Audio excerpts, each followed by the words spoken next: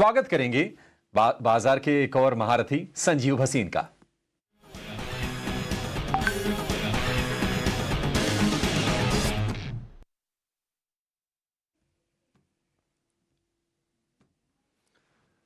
भसीन साहब, good morning, जय माता दी आपको। सबसे पहले सर आपसे ये जानना चाहेंगे, बाजार पर एक व्यू शेयर कीजिए।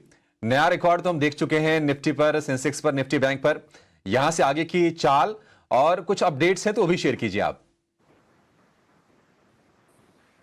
गुड मॉर्निंग अभिषेक, आपको भी सारे व्यूअर्स को बहुत बहुत नवरात्रों की शुभकामनाएं, जय माता दी। तो देखिए, कल भी मैंने आपको कहा था थोड़ा बहुत प्रॉफिट बुक कीजिए। मार्केट यहाँ वॉलेटिलिटी दिखा रहा है, स्टॉक स्पेसिफिक रहिए, अपने आप को हेज करके रहिए, क्योंकि मार्केट यहाँ से टर्न लेगा तो काफी शार्प हो सकता है। सारी गुड न्यूज प्राइस में है। अब हमें पता है कि कल आज आपको सीपीआई डेटा भी आएगा यूएस में, जो थोड़ा वॉलेटिलिटी क्रिएट कर सकता है। बट जैसे मैंने कहा, large part of the good news is in the price. हमें अर्निंग्स की वेट करनी चाहिए और वो आईटी कंपनी से स्टार्ट होगी। टीसीएस के 12 तो है, तो next week will be a decider. अभी के लिए मैं ये कहूंगा कि यहाँ पे थोड़ा सा कैश रेस करना is not a bad idea, लेकिन आप स्टॉक स्पेसिफिक रहे और हेज करके चले तो बहुत बढ़िया है। आपको याद है, मैंने आपको जोर से चिल्ला के कहा था 250, 60, 70 में वेदांता आउट परफॉर्म करेगा। एक महीने में 28% बढ़ा है वेदांता। ऐसे ही नैल्को 135 वाला 100 न्यू हाई हो गया है। तो मेटल्स में अभी भी मुझे बरकरार है तेजी, लेकिन जैसे मैंने कहा कुछ मेरे पिक्स हैं जो मैं आपको रिव्यू कर रहा था। यूपीएल मैं बहुत दिन से कह रहा हूं, कल भी यूपीएल ने 3 मंथ हाई बनाया है। और आपको और बताऊं कि सनफ्लावर, कॉर्न और canola prices are up 37% in the month of March. ये बहुत जोर से गिरी थी लास्ट ईयर, तभी प्राइसिंग प्रेशर ज्यादा था। लेकिन अब जो डी स्टॉकिंग होनी थी वो हो गई। इस क्वार्टर में बहुत बढ़िया रिजल्ट आएंगे यूपीएल के। तो यूपीएल में अभी भी सोचता हूँ 650 का टारगेट मेरे को ईयर एंड नहीं, उससे शायद पहले ही आ जाए। And I would say this is one of my top speciality chemical contrarian place. दूसरा, मैंने आपको पहले भी कहा है, India bull real estate no brainer है। आज जीतू भाई ने भी कंफर्म कर दिया कि आगे जाते हुए सेल्स और जो उसके डोमेस्टिक टारगेट्स हैं, रिकॉर्ड प्रॉफिट आएगा, क्योंकि इन्वेंट्री सेल्फ ओन्ड है। और जैसे जैसे न्यू प्रोजेक्ट्स लॉन्च होंगे, एक बार ये एनसीएलटी का मर्जर की न्यूज आ जाए जो 24 तारीख को है, ये शेयर हाथ नहीं आएगा। मैं अभी भी 185 का नियर टर्म टारगेट और 250 का ईयर एंड टारगेट रखता हूं। तीसरा, मैंने आपको कहा था, आज भी कहता हूं, वेदांता वापस लीजिए। 330 का 18 का स्टॉप लॉस है, 375 का टारगेट। एसबीआई लाइफ, देखिए, insurance is in a very sweet spot. Surrender value पे जो एम्बिग्विटी थी वो खत्म हो गई और मुझे लगता है 1700 का टारगेट एसबीआई लाइफ में आ सकता है। लेकिन लास्ट में मैं थोड़ा सा कॉशियस रहूंगा। 22,700 की पुट 165 और 68 के बीच में मिले और उसमें 135 का स्टॉप लॉस रखिए, वो 250 तक जा सकती है। ये एक आपके लिए हेज है या सेफ्टी है या एक प्रोटेक्शन है जो आपको खरीदनी चाहिए, क्योंकि मार्केट यहां से टर्न हुई तो थोड़ा सा शार्प हो सकता है।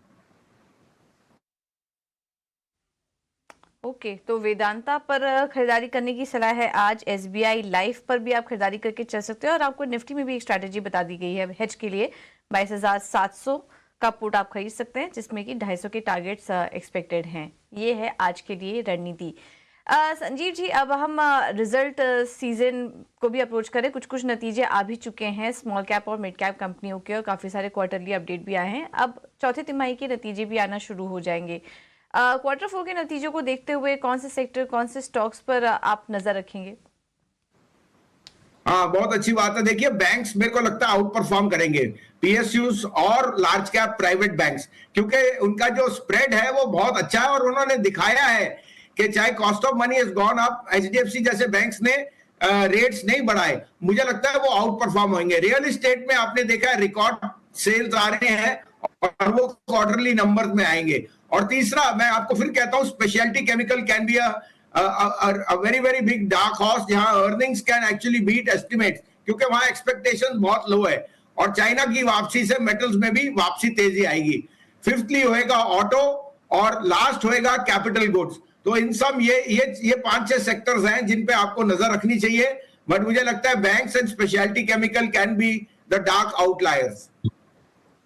स्पेशलिटी केमिकल्स जो हैं एक डार्क आउटलायर्स हो सकते हैं। पर भसीन जी, मेरा एक सवाल आपसे ऑटोज पे ही था। देखिए, कल गुड़ी पड़वा था, नवरात्रि का पहला दिन, और कई सारे लोग जो हैं अपनी नई गाड़ियां लेते हैं ऐसे मौके में। और पिछले साल से हम देख रहे हैं कि फेस्टिव सीजन सेल्स जो है वो काफ़ी अच्छे से होल्ड ऑन कर रही है। हाल फिलहाल कुछ ऑटो काउंटर्स फिर से मजबूती में आए हैं। इस समय कोई ऑटो स्टॉक जो कि आपको अच्छा लगता है, ऑटो या ऑटो एंसिलरी प्ले से कोई स्टॉक जो कि आपके टॉप लिस्ट में है? हाँ, गुड मॉर्निंग सृष्टि जी। देखिए, आपके यहाँ मैंने 6,000, 8,000, 10,000, 11,000 पे मारुति बोलते गया, और मैंने आपको कहा था मारुति का कोई भी हाई आपको दिखेगा नहीं। 13,000 हो गया है। अब क्या बोलूं, 15,000, तो वो भी लोगों को अचंबा लगेगा, लेकिन that is possible.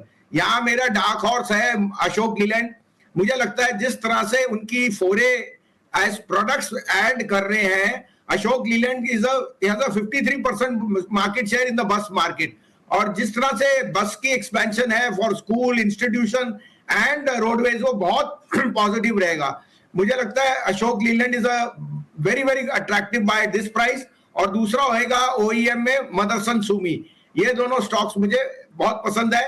As a disclosure, ये तीनों स्टॉक्स हमारे पोर्टफोलियो में मच लोअर लेवल से हैं, तो आप अपना डिलीजेंस करिए, लेकिन मिस मत करिए। थोड़ा बहुत अभी लीजिए, करेक्शन पे और लीजिए। ओके, बहुत बहुत शुक्रिया भसीन जी। इसी के साथ आपसे अलविदा लेंगे। मेनी थैंक्स आज हमारे साथ जुड़ने के लिए, मार्केट्स पे अपना व्यू बताने के लिए, और साथ ही अपने स्टॉक आइडियाज भी शेयर करने के लिए। पर चलिए अब आगे बढ़ेंगे, और वक्त तो चला एक छोटे से ब्रेक का। पर उससे पहले हम आपको बता दें कि क्योंकि हम नतीजों की तैयारी कर रहे हैं, कुछ ही समय में लार्ज कैप कंपनीज के भी नतीजे आने लगेंगे। उससे पहले पूरी तैयारी इजीना स्वदेश की टीम के साथ आप करिए। आज 2 खास स्पेशल शोज हम आपके लिए लेकर आएंगे। चौथी तिमाही के नतीजों की तैयारी पार्ट 1 11 बजे और 8:30